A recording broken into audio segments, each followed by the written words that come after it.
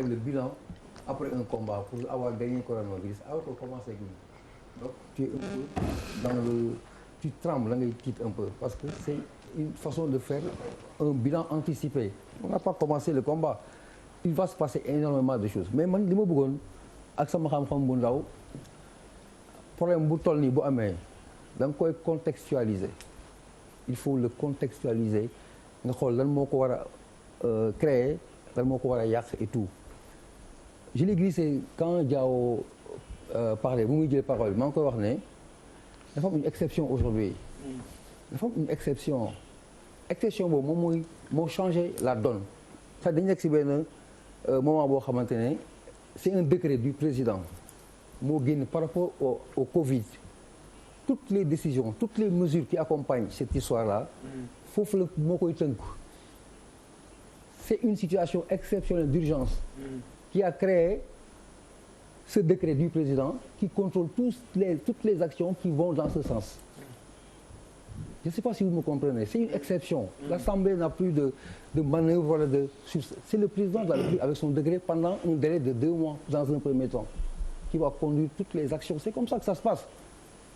loolu mooy réalité bi boo ñëwaatee si Diop Sy wala du Diop Sy tu vas aller si les textes de l'Assemblée ñu wax article 113 114 bii da koy interdire mais dafay rappeler qu'il y a possibilité d'exception day am c'est dans l'article 114 du règlement intérieur donc man li ma gënoon man pour ne pas rentrer dans les détails la seule question qui vaille aujourd'hui pour man en attendant ñu si yegg est-ce que Diop Sy boobu mën na ko ou pas est-ce que Diop Sy mën na lii wala mënu ko point barre bu ñu jógee si loolu c'est la donne c'est ça le principe moi je parle des principes Diop Sy m'intéresse pas franchement il m'intéresse pas mais loolu moom mooy dëgg wi yàlla moom la tiim loolu mooy dëgg maintenant nag comme on est au Sénégal bu mu ngi koy suñu léegi merci mais c'est très indécent. mi ngi doon wax ni. Papis qu'il soit un bon journaliste. non c'est pas ça. Vas-y Papis baal ma. Je lui fais un bon journaliste, c'est indécent. Non je parle pas de ça je parle de l'octroi du marché à Diop Sy c'est indécent. Ok. xam nga tu me maintiens dans la légitimité et la légalité. wolof waaw mooy dugg ci légitimité ak légalité.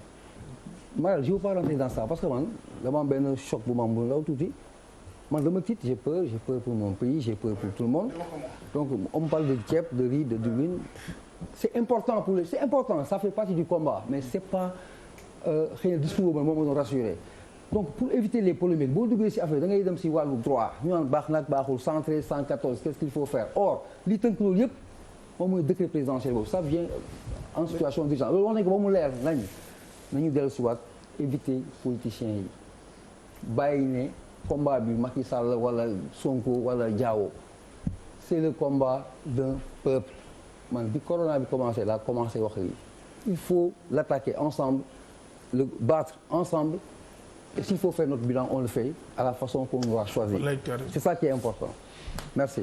allez Bouba avant ñuy delluwaat déjà xam naa ni moom dina tontu. non man li ma ci bëggoon yokk rek moom mooy c'est-à-dire que lu xam nga sànq maa ngi wax ni forme bi dafa jël le dessus sur le fond te forme bi bu nekkul nit ñi mënu leen bañ a moom laay wax ni mënoo fexe ba seen njort du ñaaw. quand même wax fa dëgg yàlla tamit xam nga ci biir crise bi dafa am ñu ci war a gis seen bopp dafa war a am ñoo xam ne dañu war a trouver ay moyens pour survivre. loolu moo war a tax mbir mi ñu war ko tas par exemple dire aux gens ku amul 50 camions doo ñëw. mais ñaata nit ñoo am 50 camions Sénégal bëriwul. mais est-ce que nit bi am 20 camions lii du woon opportunité pour que business am bañ a yàqu. xam nga loolu aussi peut-être que moo tax nit ñi aussi am njàqare boobu te am na loo xam ne kenn mënu ko dindi moom laa lay wax ni Diop Sy qui gagne le marché transportu ceeb bi. ça pose un problème si boppu sénégalais yi ku la ko waxul ak ku la ko waxul c'est parce que moom laay wax ni forme bi moom moo adéquawul ak fi ñu toll nii parce que dañu war a fexe loo xam ne moom mooy fédérer moom mooy dalal xelu nit te bu nekkee nit ñi aussi ñoom ngay liggéeyal lii dalal seen xel da nga ko war a def waaw. allez bon avant may jox DG Charles très rapidement. waaw non beaucoup d'interpellations. waaw beaucoup d'interpellations mais tu as aussi un truc de malade tu vas pas laisser me laisser passer ça. wax dafa juum si. Malal dafa juum ci lan. dafa juum si perception bu mu am si ma sortie qui était par rapport à Mame Ndiaw lu mu wax et j'étais sur le côté absolument technique. bu fekkente ne déglu woon suma chronique ce matin xëy na di nga wax leneen ak sumay chronique ak lu may bind temps yëpp xëy na leneen ngay wax dama ne convoqué lu ñu war a njëkk a def mooy teg politique bi fii woo les project managers ak les logisticiens les spécialistes il y a 2 semaines loolu lañ fi wax pour ne pas avoir fait ça moo indi coow gi moo indi lu ñuy wax benn affaire qui m'a fait réagir mooy Birima jaar si digg bi wax ko ak Bouba par rapport ak koo xamante ne un compatriote c'est un Sénégalais comme moi ma wax ko pourquoi parce que balaa ngay wax tam da ngay gëstu nit da ngay xool si lu muy def je suis allé voir la liste xool ko si nekk sa ñeneen yi ma xool seen historique particulièrement moom Rayane bu ñuy wax koo xamante ne 2016 la dugg si ceeb 30 000 tonnes il monte à 40 000 80 000 2019 il fait 120 000 tonnes Mame Boye wax ko fii ñëw fii quasiment nekk sur le podium c'est aussi simple que ça et Papis wax fi lu yomb quoi efficacité ñu ne 140 000 tonnes de riz mais camion boo ko jëlee 40 tonnes le poids à l'essieu boo ko divisé c'est 3400 camions en un jour tu distribues dans tout le Sénégal boo amee 3400 camions tu distribues ceeb bi dans tout le Sénégal en un jour loolu mooy efficacité logistique ba est-ce que am nañ ko est-ce que am nañ ko léegi yan camions yoo xamante ne tam am nañ ko qui répondent aux normes et qui ne tuent pas les gens sur la route parce que tous les jours sénégalais yi dee si dëkk bi accident moo leen di rey camions yi moo leen di dugal dafa am loo xamante ne loolu tax ma ne et les gendarmes si lu ma dégg gendarmes yi ak militaires yi dañu def lu tour pour xool ak seen bët est-ce que affaire yi lu ñuy wax am na attention hein il y a des choses qui ont été faites man ce qui me dit quand on va bu ngay xoolee camionneur kii maanaam ñu gagné ma camion yi ñuy gis job si je suis tout à fait d'accord avec toi Bouba que am ay affaires yoo xamante ne mënuñu ko nangu xel du ko nangu noonu mais y a pas que lui hein am na ñoo xamante ne seen cœur de métier ak camion mais feneen la leneen la ñuy def mais ils ont non je veux dire. non professeur Marcelin bëgg aussi ni muy demee tuuti. non man nga bañ a am ñoom ñëpp genre du sa est-ce que am na 50 camions. attention mais attends camions bi nga contracte des contrats. non mais attends excuse-moi. ci marché c'est loolu nangu nañu ko non attends non c'est-à-dire s'il te plaît ma continuer c'est-à-dire. bon Charles termine. waaw c'est-à-dire waaw si on te coupe dafay compliqué mooy kii Pape Djibril lu mu wax sànq c'est ça qui est qu'on a raté le rendez-vous bu ñu raté et kooku moom la ñuy wax depuis toujours moom c'est ce que je dis depuis toujours. à partir du moment à situation exceptionnelle mais organisme exceptionnel ngay teg en place te ñooñu ñu koy piloter je suis désolé c'est vrai que le politique est au-dessus mais la matière la science de la matière l'intelligence de la matière ici au Sénégal nga baal ma c'est ça mais ça on l'a il ne faut pas qu'on pense qu'au Sénégal mais les project managers c'est des universitaires Mbaye Mbuub lañ tudd Ndiaga Ndiaye pas Motine ils sont mais oui. mais ñoom ils ont de la logistique. mais ñoom laa wax. mais c'est-à-dire on ne leur a pas donné l'opportunité de participer dans cette affaire. alors plusieurs laaj yu sampo ngi noonu foog nga indi ci. mais réponse simple. oui réponse simple considération 1 on a fait un tour de table.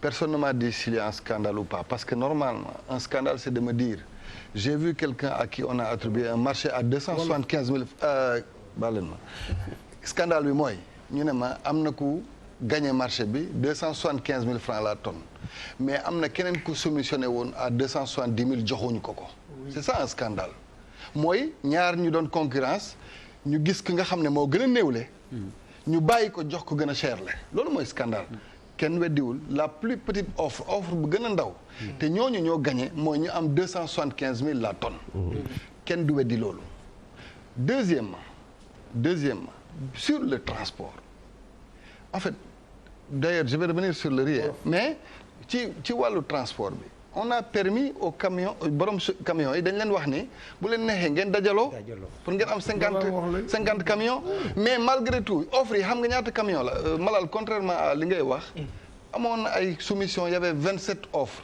pour un total de 1100 et quelques camions. 485. mais l'avis d'attribution. non waxuma la loolu da nga ne amul woon. mais je parle de l'avis d'attribution. da nga ne pourquoi ça n'a amul pas woon été publié comme. déglu ma da nga ne amul woon soumission. loolu nga wax fii parce que rewind am na fi. da nga ne amul soumission man la yeeyu 27 soumissions. waaw dans les soumissions di nga gis ku la ne. transport Dakar Thiès 2000 et quelques. mais loolu on sait que c'est baal leen ma ci kàddu mais c'est farfelu. c'est-à-dire peut-être moom kooku mënoon na mais parce que xëy na loolu la mais bon si on avance un peu malgré tout on a dit léegi ku bëgg indi na indi Diop si bi nga xam ne ñu ngi koy ŋaññi moom indi woon na 300 camions ñeneen ñi tey 60 camions moo fa nekk est-ce qu'on va attendre ça. Excuse-moi Bouba nee na 350 camions il doute que Diop si. non mais loolu laa lay wax bu dee dañoo permettre présenté na ko am na ko laa wax. non am na ko laa wax ma ne je répète am na ko. Bouba tey. boo buggee yow na nga indi moyens yi lañ la laaj waxuñ la nga présenté camions yi mooy buñ la nekk 300 destination ngi nii indil 300 camions xamuñu foo koy jëlee. c'est pas ça qui est important mooy yow déjà présenté nga une offre au minimum bu 50 camions mais léegi yéen da ngeen bëgg aussi di analyser ay aspects yi nga xam ne kenn mënu ko comprendre benn baal leen ma ci kàddu gi bon suma nit la mën naa ko tudd tey Serigne Boub day jaay marque oto yu wute